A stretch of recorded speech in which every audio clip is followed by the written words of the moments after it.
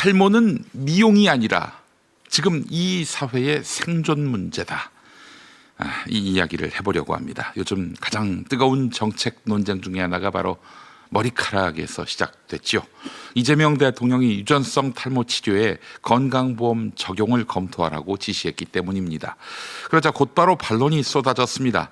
제가 언론을 쭉 스크린해봤는데 어느 한 곳도 지지하는 데가 없어요. 언론의 기능이 주로 비판에 치우쳐 있긴 하지만은 어떻게 단 한 군데도 지지를 안 할 수가 있는지 싶습니다. 이게 그렇게 한쪽으로 원사이드하게 쏠릴 만한 사회적 의제인지 모르겠습니다.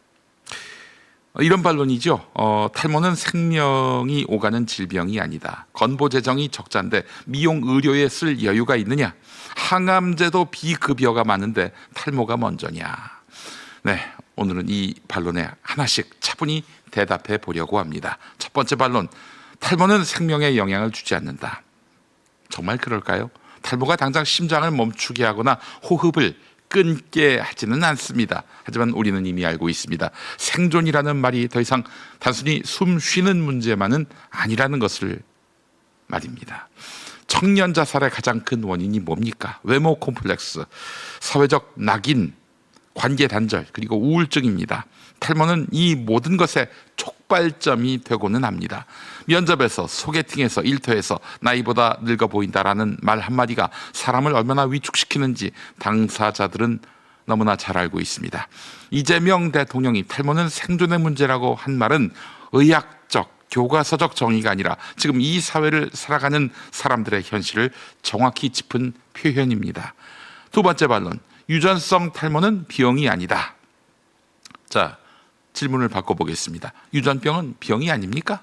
당뇨, 고혈압, 고지혈증, 유전적 요인이 큰 질환들입니다.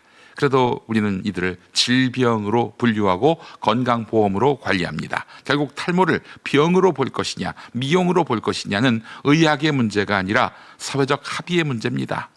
과거에는 치아 교정도 백내장 수술도 미용 취급받던 시절이 있었습니다. 하지만 지금은 다릅니다. 사회가 그 필요성을 인정했기 때문입니다. 탈모 역시 마찬가지입니다. 시대가 바뀌었고 인식도 바뀌었습니다. 세 번째 반론, 미용 의료에 건강보험을 쓰는 것은 선례가 안 좋다. 이 말 그럴듯합니다. 하지만 현실을 조금만 들여다보면 얘기가 달라집니다. 현재 탈모 치료 100% 비급여입니다. 그래서 무슨 일이 벌어지고 있습니까? 병원마다 가격이 제각각입니다. 같은 약, 같은 치료인데 어디선 한 달에 3만 원, 어디선 20만 원을 부릅니다. 과장 광고, 불필요한 시술, 심지어 바가지에 가까운 비용도 흔합니다. 건강보험은 단지 돈을 지원하는 제도가 아닙니다. 가격을 통제하고 과잉을 막는 장치입니다. 급여화는 곧 탈모 치료를 시장 논리에서 공공관리 영역으로 옮기는 일입니다. 네 번째 반론, 항암제, 희귀병이 먼저다. 맞습니다. 중증 질환 지원은 최우선적이어야 합니다. 하지만 이건 양자택일의 문제가 아닙니다. 이재명 대통령도 무한대 보장이 아니라 횟수나 총액 제한을 두자, 이렇게 분명히 대안 제시까지 했습니다. 부분급여, 단계적 적용, 약가 인하 효과까지 감안하면 탈모 급여화가 건보 재정을 붕괴시킨다는 주장은 과장에 가깝습니다. 오히려 급여화로 약값을 내리면 전체 의료비 지출이 줄어들 가능성도 큽니다. 자, 다섯 번째 반론입니다. 청년 표심을 노린 포퓰리즘 정책이다. 그렇다면 되묻겠습니다. 청년의 상대적 박탈감을 줄이려는 정책이 왜 포퓰리즘입니까? 청년들은 매달 꼬박꼬박 보험료를 냅니다. 하지만 실제로 체감하는 혜택은 거의 없습니다. 왜냐? 건강하니까, 젊으니까. 이런 젊은이들은 보험료는 내는데 나는 평생 받을 게 없는 것 같다. 이 감정이 누적되면 사회는 무너집니다. 탈모 급여화는 돈 많은 청년은 머리를 지키고 없는 청년은 포기해야 하는 외모 격차를 줄이는 국민 통합 정책입니다. 이건 표를 사는 정책이 아니라 차별을 줄이는 정책인 거예요. 자, 여섯 번째 반론, 탈모는 일부의 문제다. 그렇지 않습니다. 한국 성인 남성의 탈모 비율이요, 여러분 32%입니다. 3분의 1이에요. 셋 중 하나입니다. 이미 소수의 문제가 아닙니다. 3분의 1을 위한 정책은 3분의 2가 감당해야 할 공공부조입니다. 우리는 이미 그렇게 살아오고 있습니다. 나는 대머리가 아니지만 언젠가 환자가 될 수 있다.